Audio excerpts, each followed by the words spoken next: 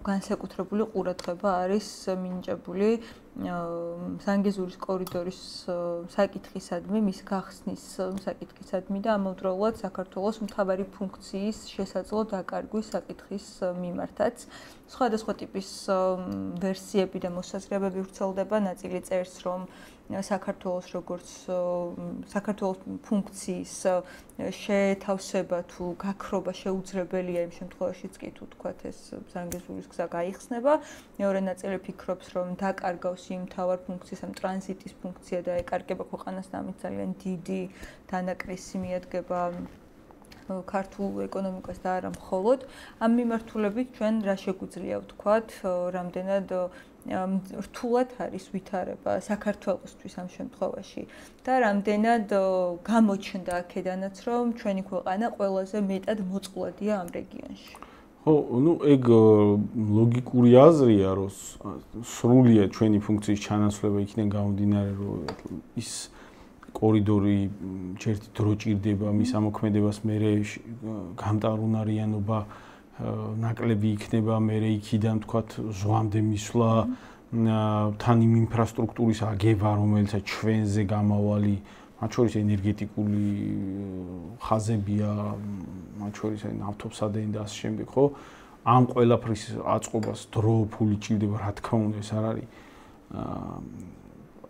სრულად ჩანაცვლებადი და მით უმეტესად ერთბაშად ჩანაცვლებადი, მით უმეტეს სახიფათო ტერიტორიაზე, რომელიც ფეთქებად საშიშია და შეიძლება კონფლიქტი ნებისმიერ მომენტში კაცმა არ იცის როდის განახლდება, ცხადია. უბრალოდ რაც ხდება, უალტერნატივო კორიდორი რო აღარ ახარ, ეგ მნიშვნელოვნად ცვლის თამაშის წესებს. ან თუ აქამდე შენთან დაძაბვა ნიშნავდა სრულ იზოლაციას, ან სრული იზოლაციის საფრთხეს, ეხლა ეგ სურათი იცვლება. ანუ კი შეიძლება ვთქვათ ვიღაცასთან დავძაბე და აღარ შემიძლია არანაირი კომუნიკაციის დამყარება გარე სამყაროსთან ან სტრატეგიული პარტნიორები ერთმანეთს წყდებიან. ხო, ეგ არის ერთი სურათი და მეორე სურათია, რომ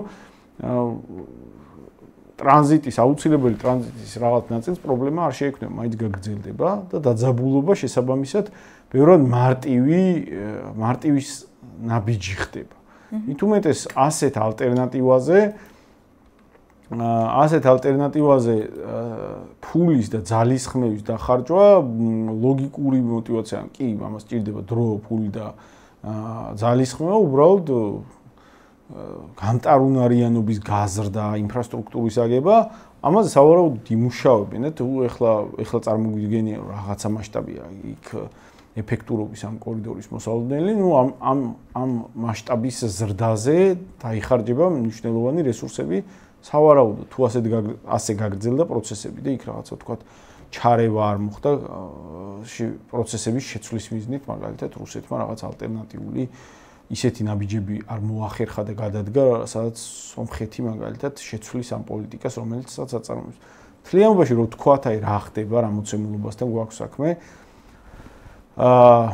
სომხეთი და აზერბაიჯანი შეთანხმდნენ, ანუ ახლა რატიფიკაცია ჭირდება შიდა საპარლამენტო დონეზე ამ შეთანხმებას, მაგრამ იდეის დონეზე შეთანხმება შედგა. შეთანხმდნენ ამერიკაში ტრამპთან იმაზე, რომ ისინი მშვიდობამდე მივიდნენ, მშვიდობას ამყარებენ, აღიარებენ ერთმანეთის ტერიტორიულ მთლიანობას. ოღონდ ერთ-ერთი პირობა არის, რომ აი ზანგეზურის კორიდორი, რომელიც მდებარეობს აი სომხეთის სამხრეთ ნაწილში, ეს არის ირანისა და სომხეთის პრაქტიკულად საზღვარი, სადაც გადის მდინარე არაქსი. აი მდინარე არაქსის ხეობაში არის რაღაცა მცირე ფართობის დაბლობი, რომელსაც უნდა გაუყვეს ეს კომუნიკაცია, უნდა გაიხსნას გზა, რომელიც აკავშირებს აზერბაიჯანის ძირითად ტერიტორიას, ანკლავია აზერბაიჯანისავე ტერიტორია ნახჩევანის ოლქი და შემდეგ თურქეთზე გადის ეს გზა. პირდაპირ კავშირი აქვს თურქეთზე, უჩნდება აზერბაიჯანს. პრობლემა და მოთხოვნა აზერბაიჯანის ლოგიკურია, პირდაპირი კავშირი, ალტერნატივა ჩვენზე რო არ იყოს ასე დამოკიდებული, მით უმეტეს ჩვენგან ნახჩევანამდე ჩასვლა უფრო გრძელი გზაა, ეგ ერთი. და მეორე რომ ჩვენზეა დამოკიდებული, ხო, გარესამყაროსთან კავშირისთვის აზერბაიჯანი და აი ეს არის აზერბაიჯანის სტრატეგიული ამოცანა, თავარი სტრატეგიული პრობლემა, რაც დგას აზერბაიჯანის სახელმწიფოს წინაშე, არის კედელი ორი სახელმწიფოს სახით, საქართველოს და სომხეთის სახით, რომელსაც ახლა მეგობრული ურთიერთობის შემთხვევაში ჩვენ შემთხვევაში პრობლემა იდეაში არ ექნება, ოღონდ დიდწილად დამოკიდებული ხარ იმ ფაქტორზე, რა ურთიერთობებს როგორ აგებ, რა პირობებზე მიდის ეს ურთიერთობები, დამოკიდებული ხარ იმ ფაქტორზე, რომ ერთადერთი გამავალი გზა ეს არის, ან სომხეთი, რომელთანაც ტრულად იყო განწყობილი. და აზერბაიჯანი ქმნიდა მუდმივად იმის ალბათობას, რომ თუ სომხეთი არ შეუთანხმდებოდა ამ პირობებზე, აზერბაიჯანს შეიძლება დაერტყა სომხეთის სამხრეთ ნაწილში, დაახლოებით აი ზანგეზურის კორიდორი, სადაც კეთებ მაგ ტერიტორიაზე და რუკაზე თუ ნახავს მაყურებელი იქ არის ძალიან ვიწრო არის სომხეთის ტერიტორია, სულ რაღაც რამდენიმე ათეული კილომეტრია. აი ამ მანძილზე გაეჭრა სომხეთი, რომელსაც ეხლა გაფუჭებული აქვს ურთიერთობა რუსეთთან, რუსეთს მით უმეტეს არ ცალია სომხეთის დასაცავად და ამის რესურსები თავისუფალი არც გააჩნია და აქედან გამომდინარე სომხეთს ედგა ძალიან მნიშვნელოვანი საფრთხე იმისა, რომ შეიძლება დაერტყა აზერბაიჯანს, ისე რუსეთი არ ჩარეული გაეჭრა ეს ტერიტორია და წაერთმი შეიძლება ვიღაც დანარჩენ ქვეყნებს არ ეღიარებინათ, ხო, მაგრამ ეს გზა იქნებოდა სინამდვილეში მის ხელში და რამდენი ხანი იქნებოდა კაცმა არ იცის. ამ უმძიმესი საფრთხის წინაშე მდგარ სომხეთი, აირჩია ეს გზა, რომ ის ფაშინიანი ჩავიდა ტრამპთან და ტრამპი ჩააყენა ერთგვარ გარანტორად, რატო საიდან გაჩნდა ის ამერიკული და ერთ-ერთი პირობა ამ კორიდორის იყო, რომ ამერიკული კერძო სამხედრო კომპანია იქნება ამ გზის ადმინისტრატორი 99 წლის ვადით. ანუ ამ გზის უსაფრთხოების გარანტორი. რატო კერძო კომპანია, ეგ მნიშვნელოვანი ნაწილი,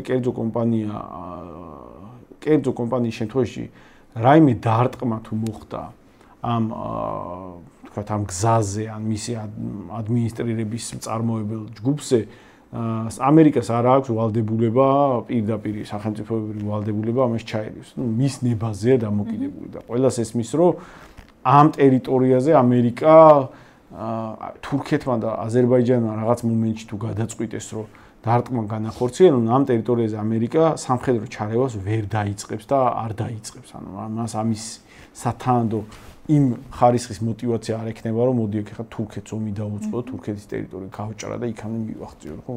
ეგ შეუძლებელიც არის და არც ამის мотиваცია ექნება. აქედან გამომდინარე, თეორიულადაც კი ამის დაშვება ხა არალოგიკურია და არც არავინ არ განიხილავდა, ამიტომ იქ ჩადგა კერძო სამხედრო კომპანია, რომელიც გულისხმობს, რა თქმა უნდა, გარკვეული ხარისხის უსაფრთხოების პირობებს, იმიტომ რომ ყველას ესმის, რომ შეიძლება იქ ომი არ დაიწყოს ამერიკამ პირდაპირ, მაგრამ ამ სამხედრო კომპანიის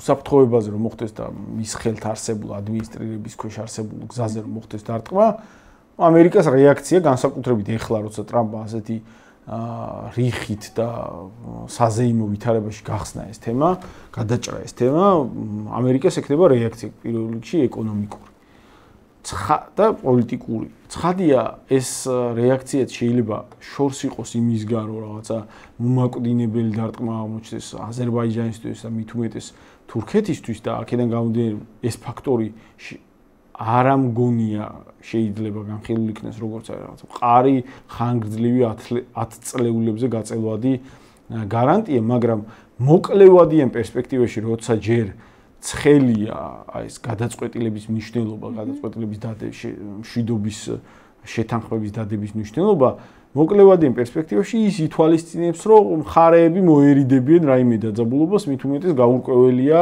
უკრაინის ფრონტზე, როდის დამთავრდება, რა პირობებზე დამთავრდება ომი და ომის დამთავრების შემდეგ რუსეთი რა ფორმაში იქნება და შესაბამისად რა ჩარევის შესაძლებლობები იქნება სომხურ პოლიტიკაში. ამიტომ რასაც ფაშინიანი აკეთებს, ფაშინიანი უბრალოდ მოკლევადიან სვლაზე წავიდა. უახლოესი რამდენიმე წელი სანამ ტრამპი იქნება ნამდვილად არაფერი არ მოხდება და ალბათ სულ ასე დარჩეს ეს პირობი რომ წარმოვიდგინეთ რომ რუსეთ უკრაინის ომი გრძელდება და აქ ვთქვათ ტრამპი შეიცვალა, მაგრამ სხვა პრეზიდენტი ალბათ უახლოესი 10 წლის განმავლობაში სომხეთმა მიიღო შეიძლება გარანტია არა მშვიდობის იმედი. მშვიდობის 10 წლიანი მშვიდობის იმედი დაახლოებით.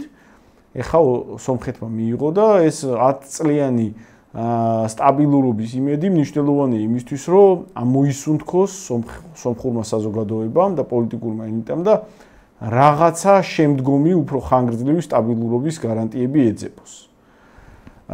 უბრალოდ მან პრობლემა იმაშია, რომ რეალური გარანტორი თუ ვინმე და რეალური გარანტორი თუ რამე შეიძლება იყოს ამ რეგიონში, რეალური გარანტორი არის ვინმე თუ ფიზიკურად სადა გაჭრა მაგ ტერიტორიის, აი ვიღაცა ფიზიკურად ისეთი ჩაერევა და იბრძოლებს, რომ ამ გაჭრის საშუალებას არ მიცემს. არავინ ამ რეგიონში გარდა რუსეთისა მაგ შესაძლებლობების ფაქტიურად არ არის. იყო ცოტა ხნის წინ ირანი იმ ფორმაში, რომ გარკვეულწილად მნიშვნელოვანი ფაქტორი იყო, მაგრამ ეხლა დასუსტდა ბოლო ომიდან გამომდინარე და ჯერ მისი შესაძლებლობები მნიშვნელოვნად შეკვეცილია, განსაკუთრებით თუ სამ ბირთვული არ ექნება გამოჩნდა, რომ ამერიკას ძალიან ეფექტურად შეუძლია მის დაბომბვა და დასუსტება ამერიკას ისრაელთან ერთად. ამიტომ რუსეთის გარდა ამ რეგიონში სომხეთისთვის გრძელვადიანი სტრატეგიული უსაფრთხოების უზრუნველყოფა სინამდვილეში არც ერთ ქვეყანას არ შეუძლია.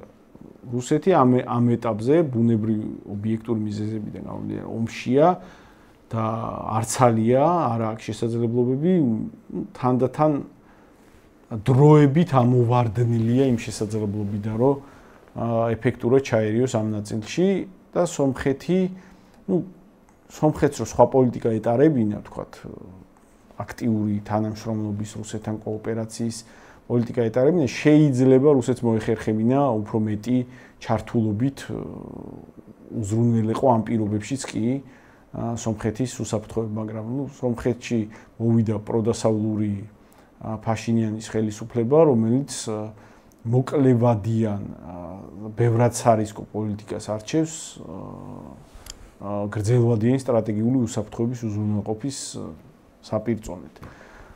ეხლა რასაც ვიღებთ, რასულადაც ვიღებთ სინამდვილეში გრძელვადიან პერსპექტივაში ეს სურათი პოლიტიკა სომხეთმა თუ არ შეცვალა, ფაქტიურად არის მოცემულობა, რომელიც არ იძლევა არანაირ გარანტიებს. ამერიკას ძალიან მარტივად შეუძლია დაუდგეს მოცემულობა, სადაც არათუ რაიმე რეალური ზემოქმედების განცხადების გაკეთებისთვისაც კი არ ეცლება თუ თურქეთი და აზერბაიჯანი მან იმოქმედებენ.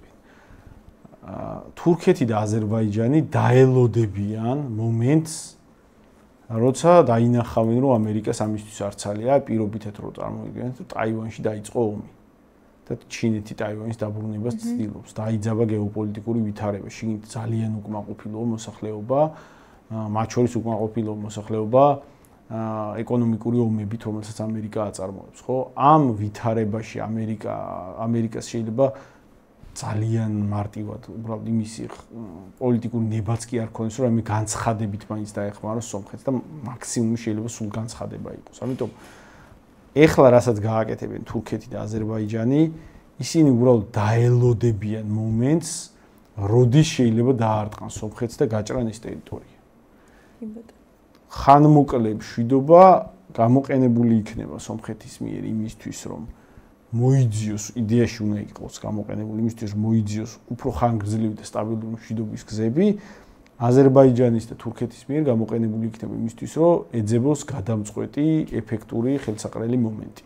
ამ მომენტისთვის თუ ვთქვათ, სომხეთმა გონივრულ პოლიტიკას დაუბრუნდა და რუსეთის როგორც გარანტორის გზას გზის ძიებას დაადგა ისევ, თეორიული შანსები იზრდება იმისა, რომ ხანგრძლივი უსაფრთხოება უზრუნველყოფილი იქნეს სომხეთის.